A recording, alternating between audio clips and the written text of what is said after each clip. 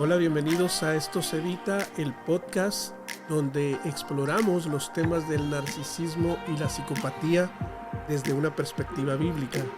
Soy Javier Samayoa y en este episodio vamos a profundizar en cómo la fe puede ayudarnos a entender y sanar el abuso narcisista. Para todos los oyentes, especialmente para aquellos que son cristianos y han sido víctimas de este tipo de abuso, este episodio es para ustedes. Bienvenidos.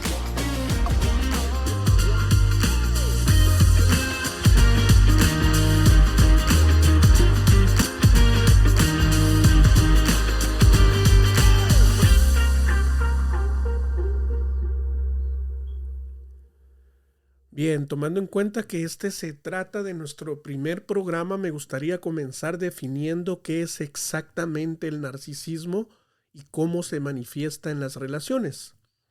En términos sencillos, el narcisismo es un trastorno de la personalidad. Quien lo padece se caracteriza por ser una persona extremadamente egoísta en todo el sentido de la palabra. Es una persona que se ama demasiado y manifiesta constantemente signos de maldad. Los narcisistas no tienen empatía. Están todo el tiempo reclamando de los demás de manera obsesiva atención, reclamando de manera obsesiva honor y pleitesía por el solo hecho que existen. En sí, estas personas creen que el mundo debería de girar en torno a él o a ella. Son personas ambiciosas, controladoras, manipuladoras y maestros del engaño. A propósito, la Biblia tiene mucho que decir sobre el amor propio, el egoísmo y la importancia de las relaciones saludables. Precisamente ese es el objetivo de hacer visible el tema del abuso narcisista y psicopático en este programa y examinar lo que la Biblia dice con respecto a estas personalidades. Para los que ya me conocen y saben que me he dedicado desde hace algunos años ya a exponer este tema a la luz de la palabra, saben que en primer lugar, pues yo obviamente soy creyente. Creo que la Biblia es la palabra inspirada de Dios, nuestra única fuente de toda verdad, suficiente e infalible que nos da todas las respuestas a las interrogantes de la vida. Segunda de Timoteo 3:16 dice: toda la escritura es inspirada por Dios y útil para enseñar, para redarguir, para corregir, para instruir en justicia, a fin de que el hombre de Dios sea perfecto, enteramente preparado para toda buena obra. El nombre de nuestro podcast, A Esto se Evita, lo hemos tomado precisamente de la escritura de 2 de Timoteo 3, del versículo 1 al 5, donde el mismo apóstol Pablo nos presenta una descripción perfecta de la condición humana actual. Curiosamente, esta lista comienza con los narcisistas. Pablo los identificó como amadores de sí mismos. Después que el apóstol presenta esta lista de personalidades peligrosas, el apóstol Pablo ordena tajantemente a alejarnos de esta gente. A estos evita, dice literalmente. Amigos, la idea de este podcast es compartir principios bíblicos que nos ayuden a nuestro desarrollo personal, pero principalmente que nos ayuden a tomar decisiones para nuestra recuperación emocional, física y espiritual. Yo creo en este proyecto porque dice la Biblia que Dios está interesado en sanar a los quebrantados de corazón y vendar sus heridas. Bien, después de esta gran introducción, ahora sí vamos a entrar de lleno a nuestro tema de esta semana. Voy a hablar sobre el espíritu humano, el alma y el cuerpo. Son temas difíciles de exponer y yo espero que Dios me dé la licencia, la sabiduría y la gracia, porque de este conocimiento espiritual, depende en gran parte tu recuperación. Por razones de tiempo, hoy me enfocaré en el espíritu humano y sus funciones. En primer lugar, el órgano más importante del ser humano es el espíritu.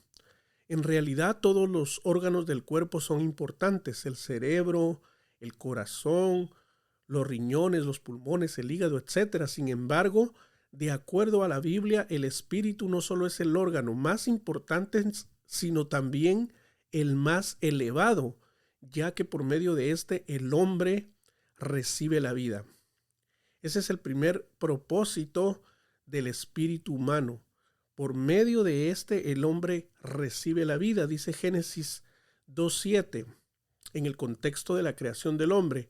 Entonces Jehová, Dios, formó al hombre del polvo de la tierra y sopló en su nariz aliento de vida, dice, y fue el hombre un ser viviente. Juan 6:63 dice, el espíritu es el que da vida. La carne para nada aprovecha. Las palabras que yo he hablado son espíritu y son vida. Les voy a pedir por favor que pongan mucha atención con las palabras o los términos que estaré compartiendo, porque para algunos pueden causar confusión. El espíritu humano no es lo mismo que el Espíritu Santo. Por ejemplo, el anterior versículo hace referencia a que las palabras también son espíritus, fíjese. Los ángeles buenos y malos por su naturaleza también son considerados espíritus. La persona de Dios en sí es un espíritu. En conclusión, la Biblia habla de muchos espíritus. Pero hoy, recuerden, estoy enseñando sobre el espíritu humano, que es ese órgano o ese elemento inmaterial dentro de nosotros que no se puede ver ni palpar. Ahorita les voy a demostrar que todos tenemos un espíritu. Incluso voy a demostrar que todos tenemos un alma. Ojo, el espíritu y el alma no son lo mismo. Y eso también lo voy a tratar de demostrar y de explicar detenidamente en otras enseñanzas más adelante. Entonces, ¿qué es el espíritu humano y cuál es su función? Bien, en palabras sencillas, es el aliento de vida de Dios en nosotros.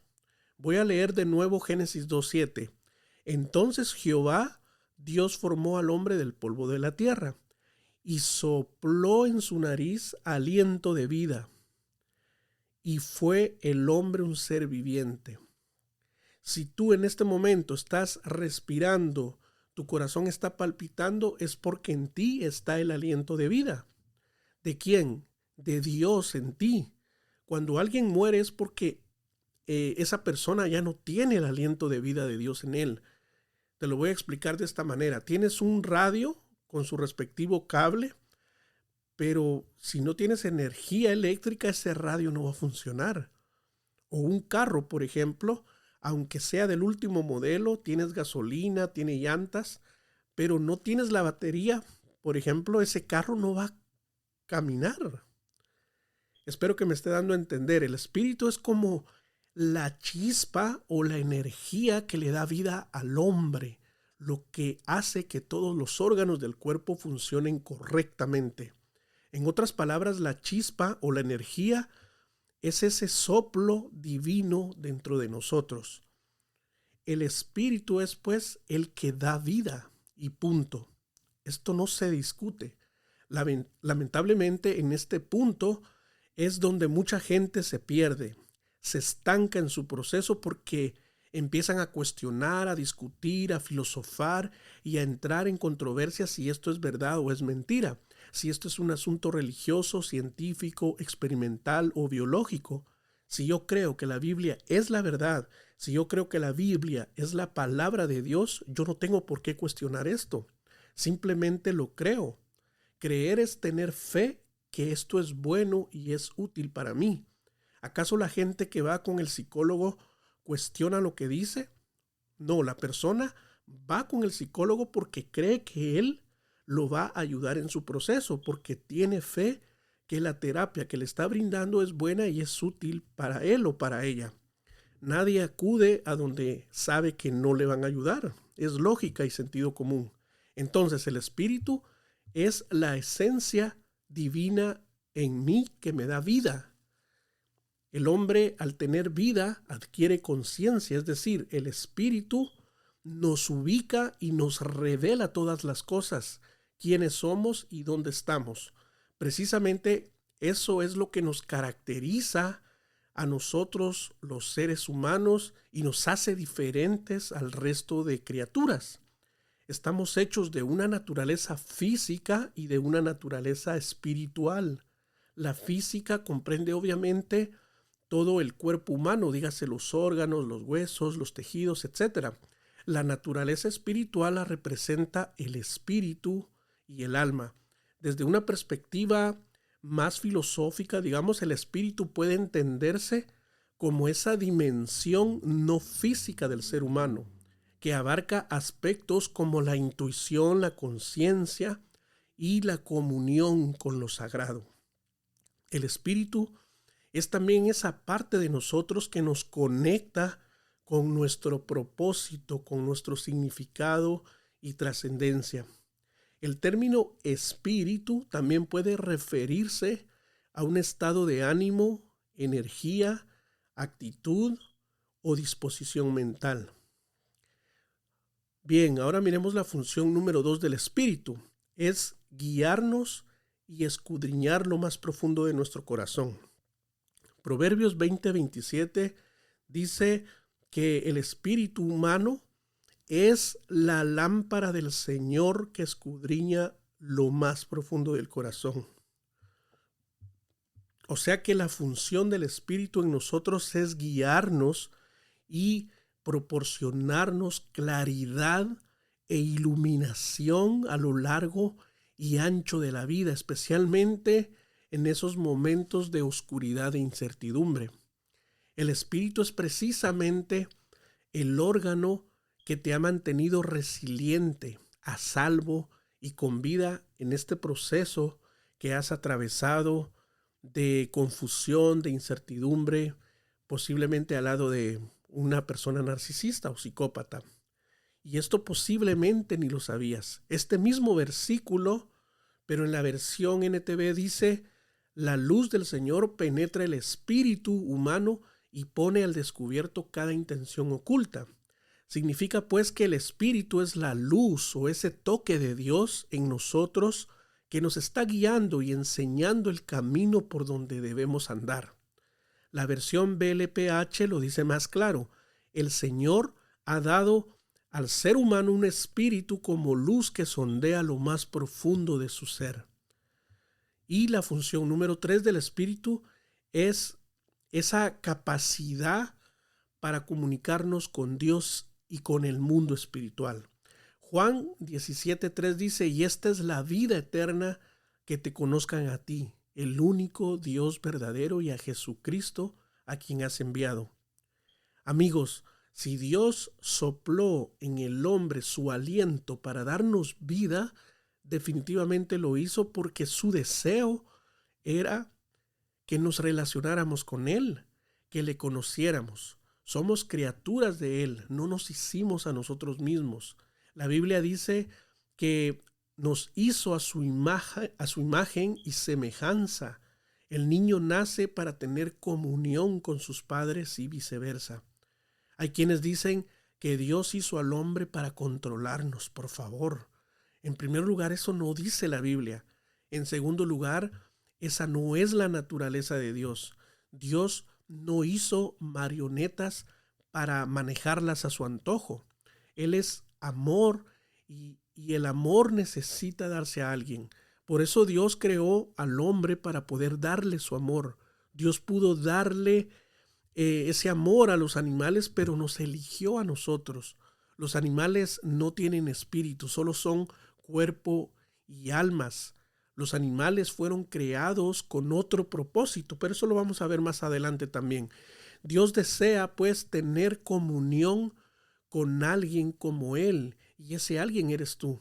Lamentablemente, el espíritu, como el alma y el cuerpo, bíblicamente hablando, están muertos, están esas áreas de nuestra vida eclipsadas desde que el hombre cayó en pecado, razón por la cual el hombre hasta el día de hoy vive perdido por siglos buscando el sentido de la vida en la educación, en la política, el arte, la filosofía, la religión o la fama. En otras palabras, el hombre ha vivido separado de Dios por siglos, sin propósito, sin revelación y sin discernimiento. ¿Por qué? Porque sus decisiones son basadas en el intelecto, las emociones y los deseos de la carne. Entonces, para que el hombre vuelva a su estado natural, necesita entrar en un proceso de algo que se llama regeneración espiritual. A este proceso la Biblia le llama el nuevo nacimiento. Esta experiencia se hace posible solamente y nada más que por el Espíritu. Por esa razón es de suma importancia este conocimiento, porque a partir de este punto depende tu recuperación. Si seguimos negando, si seguimos rechazando este conocimiento espiritual, porque mira, esto no es una religión, este es un conocimiento que necesitas abrazar, porque si no lo abrazas, difícilmente te vas a recuperar. Yo sé lo que te digo, porque la sanidad interior, como te repito, comienza en el espíritu. ¿Por qué? Porque el espíritu es el órgano más importante y es esa parte también que hay que atenderla. El psicólogo no va a llegar ahí. Los medicamentos tampoco. Sin regeneración espiritual, definitivamente no puede haber restauración física ni emocional. Bien, voy a dejar el tema acá. Si este podcast ha sido de edificación para tu vida, déjamelo saber en la caja de los comentarios. Deja un like al video. Compártelo con alguien que necesita esta información. Si necesitas oración o consejo conmigo, por medio de una videollamada puedes contactarme por mis redes sociales. Así que hemos llegado al final del podcast número 1. Abrazo, cuídense y bendiciones.